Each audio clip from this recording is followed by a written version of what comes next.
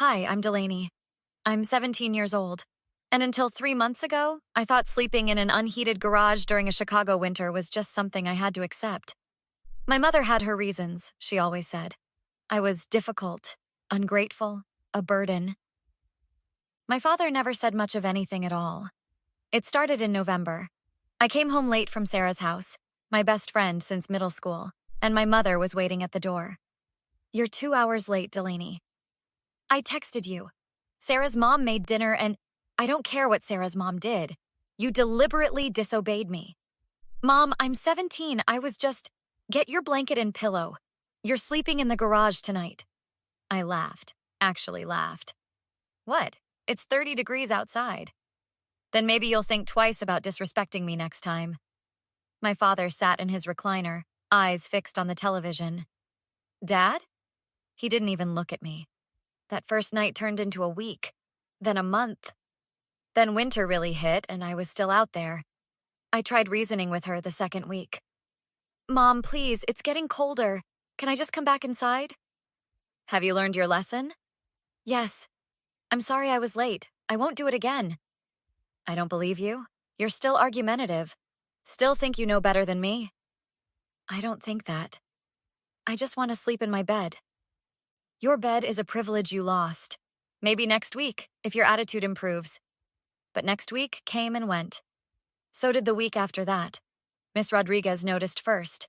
She was my AP English teacher, young and observant in ways most teachers weren't.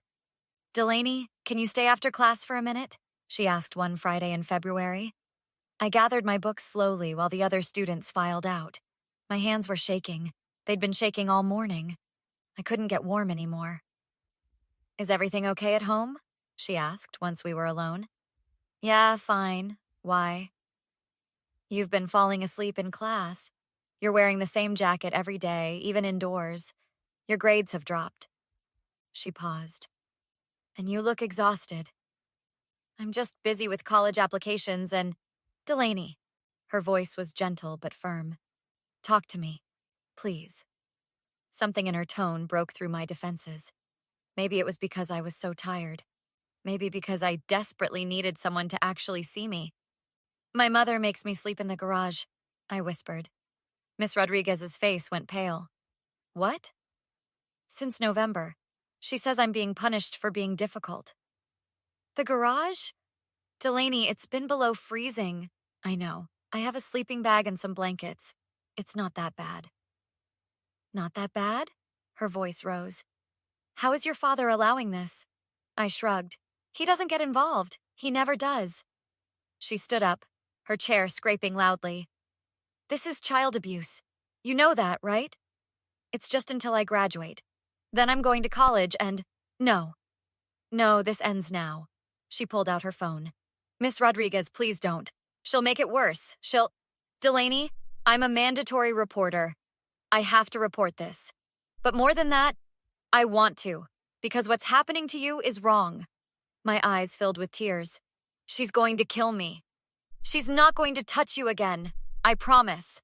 She was already dialing. I'm calling CPS and the police right now. Detective Morrison arrived at school the next Monday. She was in her 40s with sharp eyes and a no-nonsense demeanor. Miss Rodriguez sat with me in the conference room as support. Delaney, I need you to tell me everything, Detective Morrison said, setting up a recording device. Start from the beginning. I told her everything. The cold nights, the electric heater that barely worked, how I'd wake up with frost on my sleeping bag, how my mother would bring me inside for school but send me back out after dinner. Did she ever physically harm you? She's slapped me before, grabbed my arms hard enough to bruise. But mostly it's just… the garage. That's physical harm, Delaney, Miss Rodriguez interjected quietly. Detective Morrison made notes. What about your father? He pretends it's not happening. Like if he doesn't acknowledge it, it's not real. Has anyone else witnessed this? My best friend Sarah knows. She's seen the garage set up.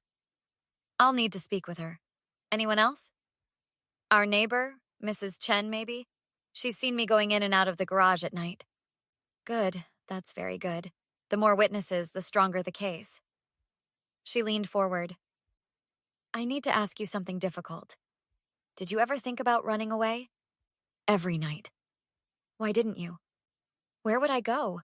I'm 17, no money, no car. And part of me kept thinking she'd stop, that she'd realize how crazy this was and let me back in. But she didn't. No. She just kept saying I hadn't learned my lesson yet. Over the next week, Detective Morrison interviewed everyone. I wasn't present, but Sarah told me about hers afterward. We were in her bedroom, and she was furious. That detective asked me everything, Dell. I showed her the pictures. What pictures? The ones you sent me in December, remember? Of the ice forming on the inside of the garage walls? I'd forgotten about those. What did you tell her? The truth. That you'd come to school shivering so hard you couldn't hold a pen. That you'd lost 15 pounds because your mom wouldn't let you eat breakfast. That this has been going on for months. Sarah grabbed my hands. Why didn't you tell someone sooner? I was scared and ashamed. Of what? You didn't do anything wrong. I thought maybe I deserved it somehow. Like maybe I really was difficult and ungrateful and… Stop. Stop right now. Sarah's voice was fierce. Your mother is the problem, not you. Never you. The investigation expanded. My parents were interviewed separately. I wasn't there, but Detective Morrison told me about it later. Your mother denied everything at first, she said during one of our meetings. Said you were lying for attention. Of course she did. Then we showed her Mrs. Chen's statement. Your neighbor has been watching you go into that garage every night since November. She even called us once before, but was told it was a family matter. My stomach turned. Someone knew and didn't help? The officer who took that call is being reprimanded. This should have been investigated months ago. Detective Morrison's jaw tightened. But we're handling it now. What did my mother say when you showed her the evidence? Your mother changed her story then. Said you chose to sleep there. That you were rebellious and refused to sleep in your room. That's a lie. We know. We examined the garage, found the sleeping bag, the small heater, the buckets you were using because there's no bathroom access. Her expression hardened. Your mother's story doesn't match the evidence. Miss Rodriguez had been advocating for me behind the scenes, too. She called one afternoon. I spoke to the school board and your guidance counselor. We're arranging emergency housing through a youth shelter program. I can stay with Sarah's family. That's temporary at best. This is more stable. And Delaney? She paused. Your parents are being charged. Child endangerment at minimum. Good, I said, and meant it. They deserve it. Yes, they do. The confrontation happened at my parents' house, supervised by Detective Morrison and a social worker named Janet. I was there to collect my belongings. My mother was waiting in the living room. Delaney, honey, can we talk? Her voice was saccharine sweet, the tone she used when other people were watching. No. Please, I just want to explain. Explain what? How you left me in a freezing garage for 3 months? My father finally spoke. You're being dramatic. It wasn't that cold. It was 20 degrees, Dad. There was ice on the walls. You could have come inside if you'd just apologized, my mother said, standing up. If you'd just shown some respect. Respect? I couldn't believe what I was hearing. You wanted me to apologize for being 2 hours late that first night? That's what started this? It was about more than that. You've always been difficult, always challenged my authority. Because your authority was insane, you made me sleep outside in winter. Detective Morrison stepped forward. Mrs. Williams, I'd advise you to stop talking. My mother ignored her, advancing on me. I gave you everything. A roof over your head, food, clothes. You gave me a garage. My voice broke. You literally gave me a garage instead of a bedroom. Because you needed to learn, to understand that actions have consequences. The consequence for being late is being forced to freeze? Do you hear yourself? She was close now, her face red with anger. I am your mother. I decide what's appropriate discipline. No, actually, the law decides that, and you broke it. You ungrateful little… She raised her hand. Ma'am, do not touch her. Detective Morrison moved between us. My mother's mask slipped entirely. This is your fault, Delaney. Everything is your fault. You've destroyed this family with your lies. They're not lies. You know they're not lies. When CPS leaves, when this all blows over, you'll come crawling back, and I won't let you in. You'll have nowhere to go. I'd rather have nowhere than ever come back here. My mother lunged then, trying to grab me around Detective Morrison. You think you can destroy me? I'll make you pay for this. That's enough! Detective Morrison physically restrained her. You're making threats in front of law enforcement? Get your hands off me! My mother was screaming now. Delaney, you're going to regret this. I swear to God! Mrs. Williams, stop talking! Janet shouted. But my mother couldn't stop. You've ruined everything. I'll make sure everyone knows what a liar you are. She tried to push past Detective Morrison to reach me. In the scuffle, she shoved the detective hard enough that she stumbled. That's assault on an officer, Detective Morrison said calmly, pulling out her handcuffs. Mrs. Williams, you're under arrest. My father finally stood. This is ridiculous. She barely touched you. Mr. Williams, if you interfere, you'll be arrested too, Janet warned. This is insane. Our daughter is tearing this family apart over nothing. Over nothing? I turned to face him fully. Dad, you watched her send me to that garage every single night. You knew how cold it was. You knew I was suffering, and you did nothing. I stayed out of it. It was between you and your mother. No, you're my parent too. You were supposed to protect me. Instead, you just watched. He looked away. I didn't know what to do.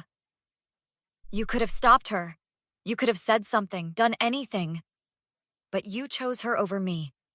Every single time. The trial happened 2 months later. The charges had expanded.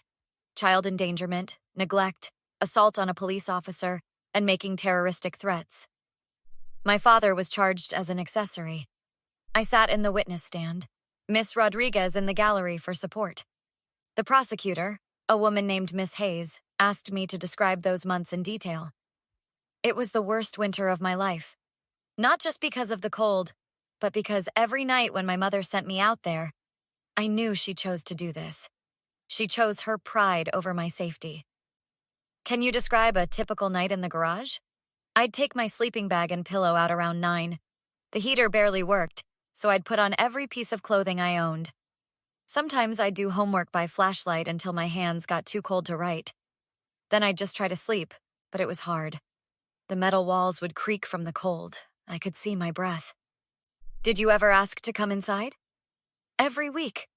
She always said the same thing, that I hadn't learned my lesson. The defense attorney tried to paint me as rebellious. Isn't it true you frequently broke your mother's rules? I came home late once. That's what started this. But you admit you disobeyed?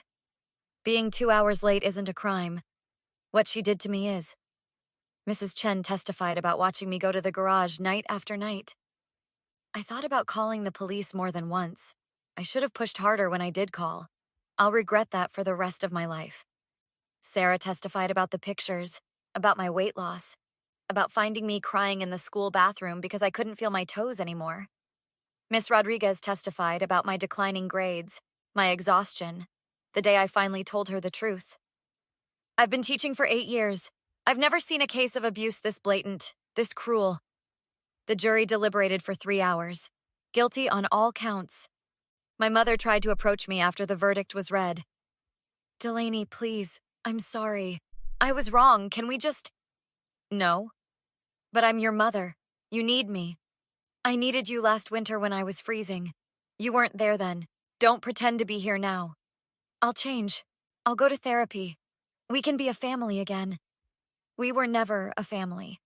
Families don't torture each other. Please, just listen. No, I'm done listening to you. I'm done with your excuses and your fake apologies. You had 3 months to stop. You chose not to, that's on you. Miss Rodriguez put her arm around me. She said all she needs to say. My mother was sentenced to 18 months in prison, my father to 6 months and probation. The judge's words echoed in the courtroom. You had a duty to protect your child. Instead, you endangered her life. This court will not tolerate such abuse. Afterward, Sarah, Miss Rodriguez, and I went to dinner. I was staying with a foster family temporarily, but Sarah's parents were working on becoming my legal guardians. How do you feel? Miss Rodriguez asked. Free, I said honestly. For the first time in months, I feel free.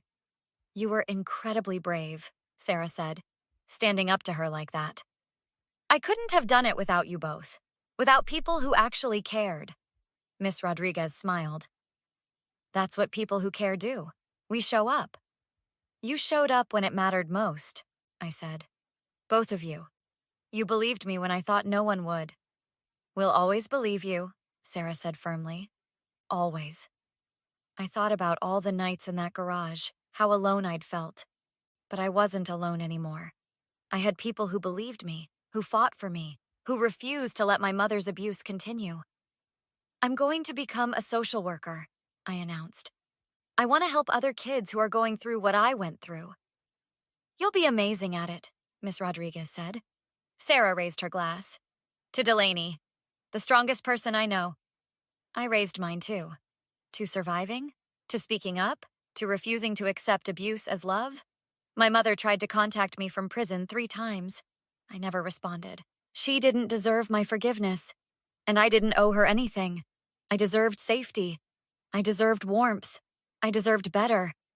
And now, finally, I had it. Have you ever had to stand up to someone who was supposed to protect you? How did you find the courage? Share your story in the comments below.